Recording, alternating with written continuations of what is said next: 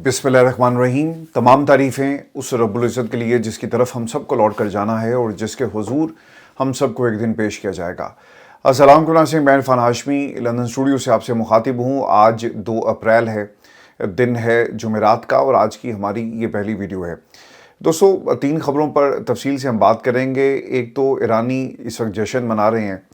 और ये जश्न क्यों मनाया जा रहा है, इस वक्त ईरान की सड़कों पर क्या माहौल है, ये आपको बताएंगे आज की इस नशिस्त के अंदर। और फिर ईरानी सदर ने आज अमरीकी अवाम को मुखातिब करते हुए क्या कहा, 12 सवालात अमरीकी अवाम के सामने रखे, इसका भी मुकम्मल हाल अहवाल आपके सामने रखेंगे। और फिर रूसी जहाज़ इस वक्त ईरान के पानियों में हैं और ये न्यूक्लियर रूसी जहाज़ हैं, इनको भेजने की असल वजह क्या है और क्या आपने हुर्मुज़ की अब रखवाली करने के लिए रूस की एंट्री हुई, इसका भी मुकम्मल हाल अहवाल आपके सामने रखेंगे। और फिर इमरान खान की रिहाई, पाकिस्तान तहरीक इंसाफ के अंदर बढ़ती हुई तकसीम और तहरीक इंसाफ का वर्कर अब क़यादत के आमने सामने आ गया है, इसकी वजूहात क्या हैं और पाकिस्तान तहरीक इंसाफ क्या अपने वर्कर की सपोर्ट भी खो रही है और वर्कर्स का गुस्सा आखिरकार क्यों है, इसका भी मुकम्मल हाल अहवाल मैं आपके सामने रखूँगा आज की इस नशिस्त के अंदर। लेकिन दोस्तों, प्रोग्राम शुरू करने से पहले मेरी आप तमाम दोस्तों से दरख्वास्त है कि आप चैनल को ज़रूर सब्सक्राइब कर लें और हमारा 1 मिलियन का टारगेट है by the end of this year. अल्लाह ताला के हुक्म से और आप तमाम दोस्तों के ताउन से हम इसे ज़रूर अचीव करेंगे। दोस्तों, खबर ये है कि इमरान खान को जेल में 1000 दिन ऑलमोस्ट हो चुके हैं। पाकिस्तान में ताकतवर हलकों की कोशिश थी कि इमरान खान के ऊपर केसेस बनाकर उनको कंट्रोल किया जाए, उनकी विल पावर को तोड़ा जा सके, उनकी सियासत को ख़त्म किया जा सके। और ये जो पाकिस्तान की आवाम की इमरान खान से मोहब्बत है ना, इस मोहब्बत को हम ख़त्म कर दें और हम पाकिस्तान की आवाम को दिखाएं कि देखो, जिस पर तुम्हें बड़ा मान था, जिसको तुमने मैंडेट दिया, आज वो हमारे साथ डील करके बाहर आना चाहता है। इन पिछले 1000 दिनों के अंदर खान साहब को ना कई 100 दफ़ा लोग गए, डीलें ऑफ़र की गई, लेकिन इमरान खान ने साफ इनकार कर दिया। पहला दिन और आज का दिन 2 अप्रैल 2026 तक खान साहब के पास बहुत सारी डील्स आई हैं, लेकिन इमरान खान ने आज़ादी और मौत या रिहाई ये नारा लगाया है। आज़ादी दे दो या मौत दे दो, दरमियान वाला रास्ता खान साहब के पास नहीं है। पाकिस्तान की इस्टेब्लिशमेंट की कोशिश ये थी कि जिससे आसिफ अली जरदारी, नवाज शरीफ, शहबाज शरीफ, उनके ख़ानदान के बाकी लोगों ने डीलिंग करके अपनी सियासत को वेंटिलेटर पर डाल दिया और हमारे पास गिरवी रख दिया, उसी तरह शायद इमरान खान भी करेगा। अगर आप इन 1000 दिनों की पूरी तारीख देखें ना, तो खान साहब के ऊपर केसेस बनाए जाते हैं, फिर इन केसेस को आहिस्ता आहिस्ता अदालतों में चलाया जाता है, फिर खान साहब को जेल में रखने के लिए कुछ केसेस का फैसला सुना दिया जाता है, फिर बात आगे मजीद बढ़ती है, आईनी तरमीम करके पूरी पाकिस्तान की अदालत को कंट्रोल कर लिया जाता है। और अब हो ये रहा है कि इस पूरे खेल में पाकिस्तान के सबसे बड़ी अदालत के सबसे बड़े जो जज हैं वो भी शामिल हो गए और इनकी कोशिश ये है कि खान साहब को पाकिस्तान की सियासत से और इस पूरे सिस्टम से हम अलग कर दें। देखें दोस्तों, इसमें जो अब बड़ी साजिश तैयार हो रही है ना, ये बहुत ही इंपॉर्टेंट है आप तमाम दोस्तों को बताना। दोस्तों, मेरी इस्लामाबाद में ना कुछ दोस्तों से बात हुई और मैंने ये जानने की कोशिश की कि एकदम से हुआ क्या है जस्टिस अमीनुद्दीन को कि वो रिहाई फोर्स के खिलाफ हो गए और वो ये रिमार्क्स देकर रियासत को कह रहे हैं कि आप मेक श्योर करें कि ऐसी कोई रिहाई फोर्स बनने ना पाए। इमरान खान एक मुजरिम है, उनको पाकिस्तान की अदालत ने सजा दी और अगर ऐसी कोई फोर्स बनती है तो वो गैर आइनी होगी और रियासत के खिलाफ एक ऐलान जंग होगा। ये रिमार्क्स दिए जा रहे हैं पाकिस्तान के एक जज की तरफ से। तो दोस्तों, बताने वाले ये बताते हैं कि इमरान खान के अब तमाम लीगल रास्तों को बंद कर दिया जाएगा, ना मैदान में और ना ही ईवान में और ना ही आपको पाकिस्तान की अदालतों से इनको इंसाफ दिया जाएगा। देखिए, मैदान का मामला तो आपके सामने है, आपको पाकिस्तान तहरीक इंसाफ के अंदर धड़े नज़र आ रहे होंगे और कोई भी तहरीक चलाने के लिए तैयार नहीं है। जो ईवान का मामला था वहाँ पर सारे आपको फॉर्म 47 वाले नज़र आ रहे हैं, वहाँ पर भी सारे मामला ख़त्म हो गए। इनकी तकरीरें नहीं चलती टीवी के ऊपर, तो इन्होंने इमरान खान की जो रिहाई का मामला ईवान में कैसे चलने देना है। फिर आ जाते हैं पाकिस्तान की अदालतें। अब ये करेंगे क्या, ये ज़रा समझिएगा कि ये साजिश हो क्या रही है। खान साहब का जब केस जाएगा ना इस्लामाबाद हाई कोर्ट में, वहाँ पर फैसला आ जाएगा खान साहब के खिलाफ, अपील को मुस्तरद कर दिया जाएगा, तो आपकी एक अपील जो है और राइट जो है वो ख़त्म हो गया। दूसरी अपील जिसके लिए आपने हाल ही में अभी कानून जो है वो तैयार किया और दूसरी अपील का हक चला जाएगा किस अदालत के पास, जस्टिस अमीनुद्दीन की अदालत के पास। और यहाँ से भी इसके ऊपर मोहर लगा दी जाएगी कि जो फैसला इस्लामाबाद हाई कोर्ट ने दिया, इमरान खान को सही सज़ा दी और हम इस फैसले के ऊपर जो है अपनी मोहर लगाते हैं। तो अब आपके खान साहब के जितने भी जो अपील वाला प्रोसेस था ना, सारे का सारा आपको नज़र आएगा कि ये मुकम्मल हो जाएगा और इसके बाद आपके पास सिर्फ एक रास्ता बचता है कि सदर पाकिस्तान खान साहब की सज़ा को माफ़ कर दें। तो पाकिस्तान की इस्टेब्लिशमेंट मेक श्योर ये करना चाहती है कि इनके जितने भी अपील वाले मामले हैं یہ اپیلیں لگیں، ان کے اوپر فیصلے آئیں اور ہم دنیا کو کہہ سکیں کہ ہماری پاکستان کی عدالتوں نے عمران خان کے خلاف فیصلہ دیا، اس میں ہمارا کچھ لینا دینا نہیں ہے، اور انٹرنیشنلی جب ہمیں کوئی کنفرنٹ کرے گا تو ہم یہ فیصلے نکال کر ان کے سامنے رکھ دیں گے۔ دوسری چیز بہت ہی امپورٹنٹ ہے دوستو، اور وہ یہ ہے کہ خان صاحب کو الیکٹرل پروسیس سے انہوں نے نکالنا ہے۔ اپیل کے اندر خان صاحب کی سزا ختم ہوگی، خان صاحب الیکشن میں آ سکتے ہیں۔ عمران خان کی جتنے بھی ایوان کے جو راستے ہیں ان کے اوپر بھی اب ایک طرح سے رکاوٹیں کھڑی کی جا رہی ہیں۔ کوئی بھی سزا یافتہ شخص جو ہے وہ الیکشن نہیں لڑ سکتا، اور یہ میک شور کریں گے کہ عمران خان کو سزا ہو، پہلے تو یہ نکالیں گے نہیں، اور اگر سزا ہو بھی گئی اور اس کو کسی طریقے سے پاکستان کی کسی عدالت میں آپ لے کر جاتے ہیں، یعنی سپریم کورٹ، تو وہاں سے بھی ہمارے حق میں فیصلہ آ گیا۔ تو انہوں نے ہر طرح سے لیگل راستوں کو استعمال کرتے ہوئے، آئینی بینچز کو استعمال کرتے ہوئے، ان جن ججز کو یہ بڑے پیار سے لے کر آئے، یہ سفید عمارتوں میں بیٹھے ہوئے کالے کوٹ والے، یہ جتنے بھی ججز ہیں سیاہ فیصلے لکھیں گے جنہیں تاریخ ہمیشہ یاد رکھے گی۔ تو یہ ایک پلاننگ خان صاحب کے حوالے سے کی جا رہی ہے۔ ہاں، اب اس کے اندر جو کوشش ان کی یہ ہوگی کہ اگر عمران خان زرداری بن جائے، اگر عمران خان نواز شریف بن جائے، اگر عمران خان شہباز شریف بن جائے، تو ہم اسے پاکستان کی اس حکومت کے اندر کوئی نہ کوئی جگہ دیں گے، اور اسے نہیں دیں گے، اس کی جماعت کو کہیں گے کہ پاکستان تحریک انصاف آئے اور قومی حکومت کا حصہ بن جائے، اور جو رکاوٹ تھی اپوزیشن کی پاکستان تحریک انصاف کی شکل میں، اس کو ہم راستے سے ہٹا دیں گے۔ تو یہ ایک بہت بڑی سازش خان صاحب کے خلاف جو ہے کی جا رہی ہے۔ اب پاکستان تحریک انصاف کو کیا کرنا ہے؟ دیکھیں، ایک بات یاد رکھیے گا، ان عدالتوں سے آپ کو انصاف نہیں مل رہا، اور آپ یہ درخواستیں لے کر، جب اپیلیں لے کر پاکستان کی ان کورٹس کے اندر جائیں گے، اب مجھے نہیں پتا کہ یہ ٹائم بار ہے یا نہیں ہے اور اس میں کتنا پروسیس ہے۔ اگر نواز شریف کی کوئی اپیل 5 سال کے لیے پینڈنگ ہو سکتی ہے، تو ہمیں ضرور لیگل راستے دیکھنے ہوں گے جن میں ان عدالتوں کے سامنے آپ جب جائیں گے نا، تو یہ آپ کو کم از کم انصاف نہیں دیں گی، اور یہ بہت تیزی کے ساتھ دیکھیں، یہ ایک دم سے درخواست کا لگ جانا اپیل کے اوپر، آپ عمران خان کی اسے انٹرٹین کرتے ہیں، سماعت کے لیے مقرر کر دیتے ہیں، تو انہوں نے بہت جلدی اور تیزی میں عمران خان کو سزا سنانی ہے، اور اگر یہ سپریم کورٹ پاکستان میں معاملہ چلا گیا تو یقیناً اس کے اوپر بھی مہر لگا دی جائے گی۔ تو اس تناظر میں آپ نے اس کو یاد رکھنا ہے۔ دوستوں، میں آپ کو اب یہ خبر بھی دے دوں کہ پاکستان میں آج خان صاحب کی ملاقات کا دن ہے، اور آج جمعرات جو لسٹ جاتی ہے نا، مجھے ہمیشہ اس لسٹ کے اوپر اعتراض رہا ہے، آج بھی میرا اعتراض اپنی جگہ پر قائم ہے۔ جن لوگوں کے نام ہے سمابیہ طاہر، راجہ ثاقب علی، جہانگیر احمد بٹ ہے، ملک النجم، میں سمابیہ طاہر کے علاوہ کسی کو نہیں جانتا، آپ بھی میرے خیال نہیں جانتے ہوں گے۔ اگر ان کی آج ملاقات ہو گئی اور کسی کو خیال آ گیا کہ یار ان کی ملاقات کرواؤ، کل کو جج ہم سے پوچھے گا، ہم کہیں گے سرکار جمعرات کو لوگ آئے تھے، خان صاحب سے مل کر چلے گئے اور یہ رہی ان کی حاضری، اور یہ کیسے کہتے ہیں کہ ہمیں خان صاحب کی ملاقات نہیں کرواتے؟ پاکستان تحریک انصاف سر ملاقات ہو، خان صاحب کی رہائی ہو، عمران خان کا بیانیہ ہو، عمران خان کی تحریک ہو، عمران خان کا مینڈیٹ ہو، یہ کسی جگہ بھی آپ کو سیریس نظر نہیں آئیں گے۔ اور دوستوں، بیرسٹر گوہر کے بارے میں اب سننے کو یہ آ رہا ہے کہ ان کے سامنے خان صاحب کے بیٹوں کا جب معاملہ رکھا گیا کہ دیکھیں یہ حکومت نے جھوٹ بولا ہے، ایک بیانیہ بنایا جا رہا ہے، تو کیوں نہ ہم ان کے خلاف کیس کر دیں۔ آپ کو یاد ہے نا 26 نومبر کے حوالے سے بہت سارے کیسز پینڈنگ ہیں، استغاثہ بہت سارے فائل کیے گئے، اس میں گواہی بیرسٹر گوہر کی ہے، بیرسٹر گوہر نے جا کر اپنے بیانات قلم بندی کروائے۔ یہ کسی طرح بھی پاکستان تحریک انصاف کے ساتھ سنجیدہ نہیں ہے، مخلص عمران خان کے ساتھ بالکل بھی نہیں ہے، یہ جونکے ہیں، یہ غدار ہیں، یہ پراکسیز ہیں، یہ میر جعفر، میر صادق۔ عمران خان بائی ڈھونڈ رہے تھے نا، ان کی جماعت میں پوری ایک آپ کو پلٹون ملے گی، یہ پوری کی پوری ایک پلٹون ہے، اور ایک کے بعد دوسرا، یعنی ایک اگر پراکسی ہے تو دوسرا آپ کو اس سے بڑی پراکسی پاکستان تحریک انصاف میں نظر آئے گا۔ دوستو، آج ایک خط بھی لکھا گیا ہے، اور یہ خط جو ہے اقوام متحدہ کو لکھا گیا، یونائیٹڈ نیشنز کمیٹی کو،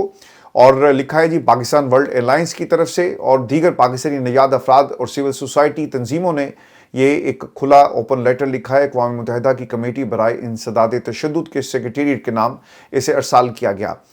اس خط کا مقصد پاکستان میں مبینہ طور پر جاری انسانی حقوق کی خلاف ورزیوں کو اجاگر کرنا ہے، خاص طور پہ خان صاحب کے تناظر میں، اور جو ان کے ساتھ سلوک کیا جا رہا ہے پچھلے 1000 دنوں کے اندر، جس طرح سے ان کو جیل میں رکھا گیا، اور اب پچھلے 4.5 ماہ میں انہیں قید تنہائی کا سامنا ہے، اور پھر اس تشدد کی وجہ سے ان کی ایک آنکھ ضائع ہو گئی، 85% آنکھ ان کی ٹھیک نہیں ہے۔ بیٹوں سے ان کی ٹیلی فون کے اوپر ضرور بات ہوئی، لیکن کل جو علیمہ خان نے کہا کہ جب تک ہم انہیں اپنے آنکھوں سے خود نہیں دیکھ لیتے، عمران خان کی آنکھ کو نہیں دیکھ لیتے، ہم ان کی کسی رپورٹ کے اوپر کوئی بھروسہ نہیں کریں گے۔ لیکن میں آپ کو ایک بات بتاؤں، اور جو حالات ہمارے سامنے ہیں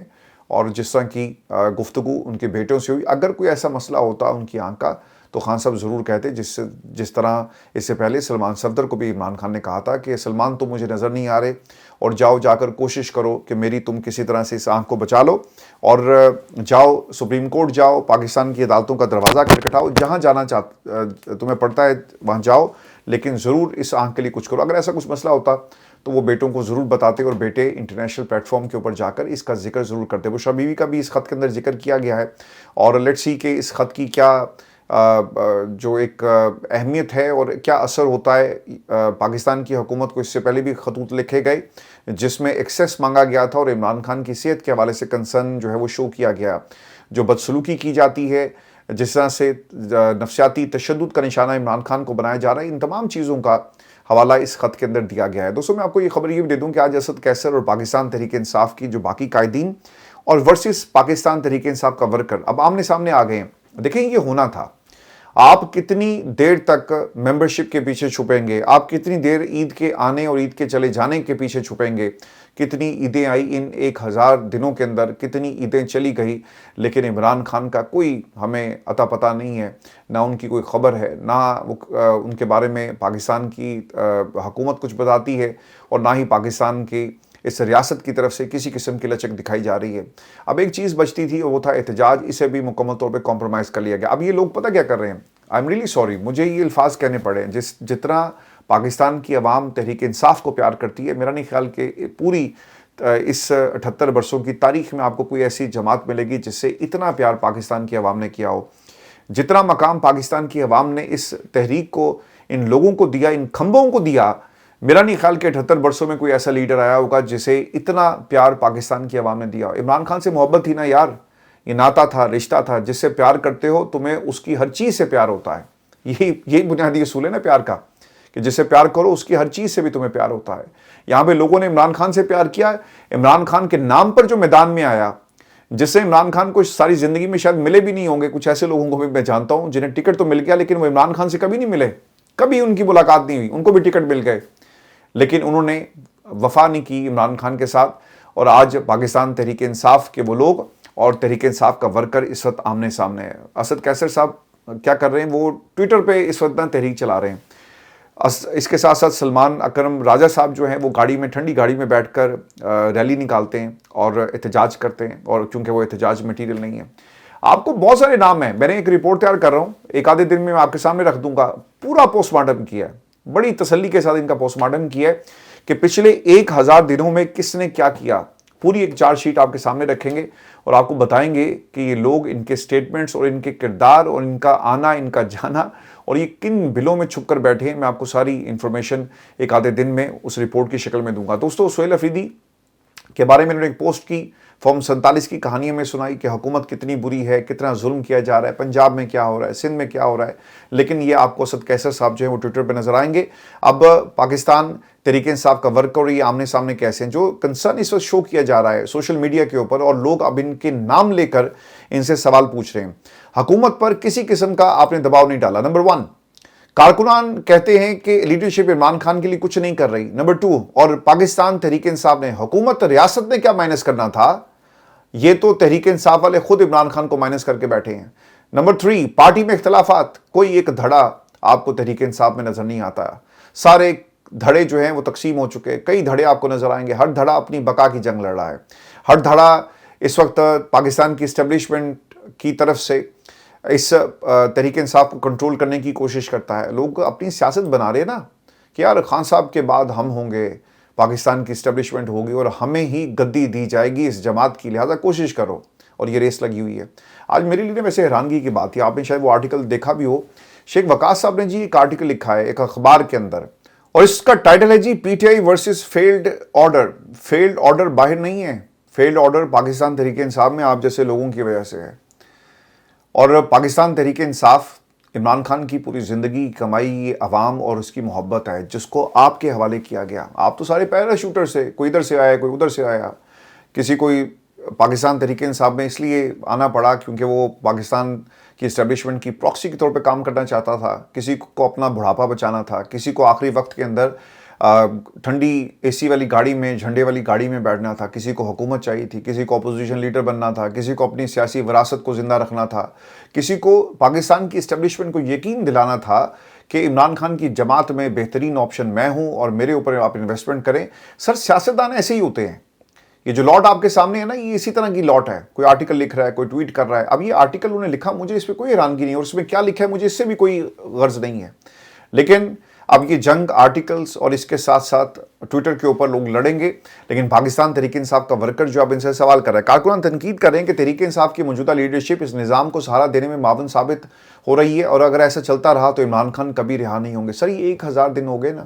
یہ کئی ہزار دن گزر جائیں گے، عمران خان کی سزا بھی اللہ نہ کرے پوری ہو، اور اس سے پہلے کوئی معجزہ ہو جائے، کوئی کرشمہ ہو جائے اور پاکستان کی عوام خود ہر چیز کو اپنے ہاتھ میں لے لے۔ ان سے تو نہیں ہوگا۔ جنہوں نے اپنے جو کاروبار ہیں وہ چلانے، جو ان کا ٹرانسپورٹ کا بزنس ہے وہ چلے گا، یا پھر یہ تحریک چلائیں گے۔ یہ اسد کیسر صاحب جو ہے نا، کیا کیے انہوں نے پچھلے 1000 دنوں کے اندر خان صاحب کی تحریک کے لیے؟ آپ کو یہ کبھی کسی تحریک کے اندر جب بھی کوئی لانگ مارچ ہوتا ہے اسے لیڈ کرتے ہوئے نظر نہیں آتے۔ یہ بیٹھ جاتے ہیں ٹی وی پر، مولانا فضل الرحمان سے ملاقات کرنی ہو، آگے پیچھے جانا ہو، اس سے زیادہ ان کا کوئی کردار نہیں ہے۔ اور پھر علیمہ خان بار بار کہہ چکی ہیں کہ 10,000 بندے لاؤ۔ یار 10,000 بندے لانا اور نکالنا کوئی مسئلہ ہے؟ اڈیالہ جیل لایا جا سکتا ہے نا۔ ہاں اگر کسی کو سینیٹر بنانا ہو نا تو پھر KPK سے قافلے چلیں گے اور وہ لاہور جا کر رکیں گے، اور پھر راستے میں ان کو روکے گا بھی کوئی نہیں، اور پھر لوگوں کو سینیٹر بنا دیا جاتا ہے۔ لیکن علیمہ خان کے کہنے کے اوپر 10,000 بندہ اڈیالہ کے باہر نہیں بیٹھے گا۔ کارکنان تنقید کریں کہ پارٹی لیڈرشپ بتائے کہ عمران خان رہائی فورس بنانی تھی، اس میں اب تک کتنی ممبرشپ ہوئی اور کتنے کیمپ قائم کیے گئے۔ دیکھیں یہ ممبرشپ والا معاملہ نا ویسے ہی مجھے کبھی بھی پسند نہیں آیا۔ جو پاکستان کی عوام نے تا حیات ممبرشپ لی ہوئی ہے نا، بغیر کسی فارم کے، بغیر کسی پتے کے، بغیر کسی تصدیق کے، بغیر کسی دستخط کے، بغیر کسی پہچان کے، وہ تھی 2024 کا الیکشن، پاکستان کی عوام نکلی، انہوں نے عمران خان کو ووٹ دیا۔ اس سے بڑی کوئی آپ کو ممبرشپ نہیں چاہیے، یہ تا حیات ممبرشپ ہے۔ لیکن آئی ڈونٹ نو یہ کس کا فیصلہ تھا۔ اس سے ایک بڑا نقصان تحریک انصاف کو یہ ہوگا، اور یہ سمجھیں، اس پہ بلا وجہ تنقید کرنے کی پاکستان تحریک انصاف کے دوستوں سے میں کہہ رہا ہوں ضرورت نہیں ہے۔ جب آپ کسی کے قوائف اور چیزیں کسی پین ڈرائیو میں رکھ کر ممبرشپ فارم میں کہیں نہ کہیں تو ان کا ڈیٹا کلیکٹ ہو رہا ہوگا نا، آپ لوگوں کو دیکھیں نا، وہ تو پہلے ہی لسٹیں تیار کرتے پھر اچھا یہ عمران خان کو رہا کرنے کے لیے نکلیں گے، اور دوسری طرف اسلام آباد سپریم کورٹ آف پاکستان کا اگر فیصلہ آ گیا وفاقی آئینی عدالت کا کہ یہ لوگ جو نکلے ہیں یہ غیر آئینی کام کر رہے ہیں، غیر قانونی کام کر رہے ہیں، اور لسٹیں پہلے سے تیار ہوئی، تو ان لوگوں کے خلاف بھی کریک ڈاؤن کیا جائے گا۔ ان کے پتے ہیں، ان کے نام ہیں، ان کی شناخت ہے، ان کے ID کارڈ نمبرز ہیں، ان کے ساتھ سر ظلم شروع ہو جائے گا۔ جب موب نکلتا ہے نا اور لوگ نکلتے ہیں تو اسے آپ انقلاب کہتے ہیں۔ آپ جو کام کرنے جا رہے ہیں آئی ڈونٹ نو یہ کس کا انجینئرڈ فیصلہ تھا، یہ کون کرنا چاہتا ہے، لیکن یہ پاکستان تحریک انصاف ایک طرح سے دیکھیں، لوگ اپنی جو نام ہے، نام پتے اور تصویریں کبھی بھی نہیں دیں گے۔ اور تحریک انصاف میں سر کس پہ آپ ریلائی کر سکتے ہیں؟ سارے تو لوگ جو ہیں وہ جا کر رپورٹ کرتے ہیں، اور میں تو بلکہ اس کے حق میں کبھی بھی نہیں تھا۔ ڈیٹا آپ کا اکٹھا ہوگا، ڈیٹا لوگوں کو دے دیا جائے گا، لسٹیں ان کے پاس ہوں گی، اور پھر وہ پورے ملک میں کریک ڈاؤن کریں گے۔ کیا ہوا ہے صحافیوں کے ساتھ؟ آپ تصور بھی نہیں کر سکتے لوگوں کو کس اذیت میں رکھا جا رہا ہے۔ لوگ بتاتے بھی نہیں ہیں کہ انہیں کس تکلیف کا سامنا کرنا پڑا، ان کے بچوں کو کس تکلیف کا سامنا کرنا پڑا۔ دوستو میں نے کبھی بھی آپ کو اپنی مشکلات آپ کے سامنے کبھی شیئر نہیں کی، چونکہ یہ میری چوائس ہے، اور میں جب تک ہمت ہے اسی طرح آپ کے سامنے سچ بولتے رہیں گے۔ یہ ہماری چوائس ہے کہ سچ ہم نے بولنا ہے یا ہم نے سچ ہمیشہ کے لیے دبا دینا ہے۔ یہ ہماری چوائس ہے کہ ہم نے ظالم کے آگے ڈٹ کے کھڑے ہونا ہے یا پھر ظالم کے آگے سر کو جھکا دینا۔ یہ آپ کی اپنی چوائس ہے نا، لیکن ہم دنیا کو اپنے زخم کیوں دکھائیں؟ یہ ایک مقصد ہے، یہ ایک کوشش ہے، وہ انشاءاللہ ہم کرتے رہیں گے۔ اور پھر ایران امریکہ اسرائیل جنگ کے حوالے سے میں آپ کو اپڈیٹ یہ کر دوں کہ اسرائیلی فوج نے رات گئے ایران پر شدید حملے کیے ہیں، جس کے نتیجے میں سپریم لیڈر کے مشیر اور سابق وزیر خارجہ کمال خرازی زخمی ہو گئے، جبکہ ان کی اہلیہ شہید ہو گئی ہیں۔ اسرائیلی فوج نے تہران میں کمال خزاری کے گھر پر حملہ کیا، سرکاری انفراسٹرکچر کو بھی نشانہ بنایا، ایسی خبریں بھی رپورٹ ہو رہی ہیں ودن ایران۔ اور ایران اور حزب اللہ نے جارحیت کے جواب میں اسرائیل پر میزائل داغ دیے، اور دارالحکومت تل ابیب سمیت مختلف علاقوں میں میزائل گرنے سے مکانات اور گاڑیوں کو نقصان پہنچا، یعنی ایک بڑی تباہی ہوئی ہے۔ اور یہ بھی خبر آ رہی ہے کہ خطرے کے سائرن سن کر بنکرز کی طرف دوڑنے والے 6 اسرائیل آبادکار بگدڑ میں زخمی ہو گئے، جبکہ 1 ہلاک اور بنکرز کو بھی نقصان پہنچا، ایسی خبریں آ رہی ہیں ودن اسرائیل۔ اور امریکی اخبار کے مطابق امریکہ مشرق وسطیٰ میں A-10 لڑاکا طیاروں کے بیڑے کو دگنا کر رہا ہے، اور اس قسم کی خبریں بھی آ رہی ہیں۔ میں آپ کو یہ بھی بتا دوں کہ ایران کے تازہ میزائل حملے کے بعد اسرائیل دارالحکومت تل ابیب سمیت شمالی، وسطی اور جنوبی علاقوں میں جنگی سائرن بجنا شروع ہو گئے ہیں، اور وسطی شہر بنی براق میں اسرائیلی ہنگامی طبی ادارے نے یہ بھی انفارم کیا ہے کہ ایرانی میزائل حملے کے بعد 14 زخمیوں کو طبی امداد فراہم کی جا رہی ہے اور انہیں ہسپتال لایا گیا۔ نمبر اس سے کہیں زیادہ ہیں جی، لیکن دوستوں انٹرنیشنل میڈیا نے اس کو رپورٹ نہیں کرتا، اوبویسلی اجازت نہیں ہے، اصل حقائق دنیا کو نہیں بتائے جاتے، لیکن یہ چیز ضرور ہے کہ جو جارڈن ایئرپورٹ سے پروازیں ہیں دوسرے ممالک کی، وہ یہ ہمیں بتا رہی ہیں کہ بڑی تعداد میں اسرائیلی اس وقت ملک چھوڑ رہے ہیں، اور یہ تعداد آہستہ آہستہ جو ہے وہ بڑھتی جا رہی ہے۔ دوستوں فلائٹس کم پڑ گئی ہیں، بہت سارے لوگ ایئرپورٹس کے اوپر پھنس چکے ہیں اور وہ فرار کی کوشش کر رہے ہیں۔ میں آپ کو دوستوں یہ بھی خبر دے دوں کہ پاکستان انقلاب نے رات ایک سٹیٹمنٹ جاری کی، جس میں وہ یہ کہتے ہیں کہ آبِ ہرمز کی صورتحال ان کی مکمل اور مضبوط کنٹرول میں اس وقت ہے، اور اسے امریکی صدر کے مضحکہ خیز اقدامات کے ذریعے دشمنوں کے لیے نہیں کھولا جائے گا۔ آبِ ہرمز ایک اسٹریٹجک گزرگاہ ہے، اور اس کے حوالے سے فیصلے ایران کے مفادات کے مطابق کیے جائیں گے، اور نہ کہ بیرونی دباؤ کے مطابق، اور نہ ہی ہم کسی دباؤ میں آئیں گے۔ اور انہوں نے ثابت کیا کہ وہ کسی دباؤ میں آنے کے لیے تیار نہیں ہے۔ آپ نے قیادت کو شہید کیا، آپ نے لوگوں کو شہید کیا، اس کے باوجود ایران آپ کے اس دباؤ میں آنے کے لیے تیار نہیں ہے۔ دوستو اب یہ بھی کہا جا رہا ہے کہ روس نے ایران کے بنیادی ڈھانچے کے تحفظ کے لیے ایک خفیہ مشن کے تحت آبِ ہرمز کے قریب مجموعی طور پر 6 آبدوزیں تعینات کی ہیں، جن میں 2 جوہری آبدوزیں بھی شامل ہیں، اور ان آبدوزوں کا بنیادی مقصد امریکہ اور اسرائیل کو آبِ ہرمز میں آزادانہ داخلے یا ایرانی ساحل کے قریب آنے سے روکنا ہے، اور یہ تعیناتی مغرب کے لیے ایک مضبوط سیاسی پیغام بھی سمجھی جا رہی ہے، جس سے ظاہر ہوتا ہے کہ ایران کے خلاف کسی بڑی کشیدگی کی صورت میں روس براہ راست اس کے اندر شامل ہو سکتا ہے۔ اور دوسری طرف ان کے پاس خبریں بھی یہ ہوں گی کہ بھئی ہمارے پاس یہ اس وقت موقع ہے، ہم نے ایران کے اوپر حملہ کیا، ہم ایران کو ختم نہیں کر سکے، نہ قیادت کو تبدیل کر سکے، نہ کانکر کر سکے، ایران کے پاس یورینیم بھی موجود ہے، اس سے پہلے کہ کوئی بڑی طاقت اس جنگ میں شامل ہو جائے۔ ہم ایران کو نہیں ہرا سکے تو ہمیں روس کو کیسے ہرائیں گے، اور ایسے وقت میں جب ہماری آلریڈی جنگ ان کے ساتھ یوکرین کے محاذ کے اوپر ہو رہی ہے۔ اور پھر آخر میں آپ کو ڈونلڈ ٹرمپ کی عدالت پیشی کے حوالے سے خبر دے دوں کہ ڈونلڈ ٹرمپ کی جانب سے پیدائشی شہریت برتھ رائٹ سٹیزن شپ کے خاتمے سے متعلق صدارتی حکم پر Supreme Court of the United State میں ایک انتہائی اہم سماعت ہوئی، جس میں خود امریکی صدر کی شرکت نے اس کارروائی کو تاریخی بنا دیا۔ رپورٹ کے مطابق یہ پہلا موقع تھا کہ کوئی حاضر سروس صدر سپریم کورٹ کی سماعت میں خود موجود تھا۔ یہ مقدمہ ڈونلڈ ٹرمپ انتظامیہ کی اس اپیل پر سنا جا رہا ہے، جس میں نچلی عدالت کے اس فیصلے کو چیلنج کیا گیا تھا، جس نے غیر قانونی یا عارضی طور پر امریکہ میں مقیم افراد کے ہاں پیدا ہونے والے بچوں کو خود جو کی نیشنل سٹیزن شپ ہوتی ہے، اس کے خاتمے کے صدارتی حکم کو کالعدم قرار دیا تھا۔ عدالت میں ٹرمپ سیاہ سوٹ اور سرخ ٹائی میں ملبوس ہو کر عوامی نشستوں کی پہلی قطار میں بیٹھے، اور ابتدائی دلائل تقریباً 1 گھنٹے سننے کے بعد وہاں سے روانہ ہو گئے، جبکہ مجموعی سماعت 2 گھنٹے سے زائد جو ہے وہ جاری رہی۔ ٹرمپ انتظامیہ کی نمائندگی کرتے ہوئے سرکاری وکیل نے موقف اختیار کیا کہ پیدائشی شہریت کا اصول، جو امریکی آئین کی 14ویں ترمیم میں شامل ہے، غیر قانونی مہاجرین کی جانب سے غلط استعمال ہو رہا ہے۔ ان کے مطابق بغیر کسی حد کے شہریت دینا امیگریشن قوانین کی خلاف ورزی کرنے والوں کے لیے ایک کشش کا باعث بنتی ہے۔ لوگ وہاں پہ جاتے ہیں، اوبویسلی اگر ان کے بچے ہوں گے تو ان کو یہ رائٹ مل جاتا ہے، اور یہ ان لوگوں کے ساتھ ناانصافی ہے جو قانونی طریقے سے ملک میں داخل ہوتے ہیں۔ اس کے برعکس شہری آزادیوں کی تنظیم کی وکیل نے عدالت میں موقف پیش کیا کہ ٹرمپ کا صدارتی حکم غیر قانونی ہے اور آئین کے خلاف ہے۔ انہوں نے یہ بھی کہا کہ امریکہ میں پیدا ہونے والا ہر شخص شہری ہوتا ہے، اور یہ اصول آئین میں واضح طور پر درج ہے، جسے کوئی حکومتی عہدیدار ختم نہیں کر سکتا۔ انہوں نے 1898 کے ایک اہم عدالتی فیصلے کا حوالہ بھی دیا، جس میں یہی اصول تسلیم کیا گیا تھا۔ دوستو سماعت کے دوران چیف جسٹس نے بھی حکومتی موقع پر سوال اٹھاتے ہوئے اسے کمزور قرار دیا، اور کہا کہ چند مخصوص مثالوں کی بنیاد پر ایک بڑے گروہ کو شہریت سے محروم نہیں کیا جا سکتا۔ عدالت کے باہر اس معاملے پر احتجاج بھی دیکھنے میں آیا، اور ہزاروں کی تعداد میں لوگ جو تھے وہ اس موقع پر موجود تھے، خاص طور پہ آئس نے جو وہاں پر اقدامات اٹھائے تارکین وطن کے ساتھ۔ اوبویسلی ایک ریزسٹنس آپ کو ڈونلڈ ٹرمپ کی حکومت اور ڈونلڈ ٹرمپ کے فیصلوں کے خلاف امریکہ میں نظر آئے گا۔ دوستو یہ ہماری آج کی ویڈیو تھی۔ میں کوشش یہ کروں گا کہ دوپہر کو 1 بجے آپ کے سامنے دوبارہ ہم حاضر ہوں، اور جو انٹرنیشنل ڈیولپمنٹس ہوئی ہیں یہ آپ کے ساتھ ہم شیئر کریں گے عرفان ہاشمی ٹاکس کے اوپر، اور اپنے اس چینل کے اوپر بھی۔ اپنا خیال رکھیے گا، اجازت دیجیے، اللہ نگہبان۔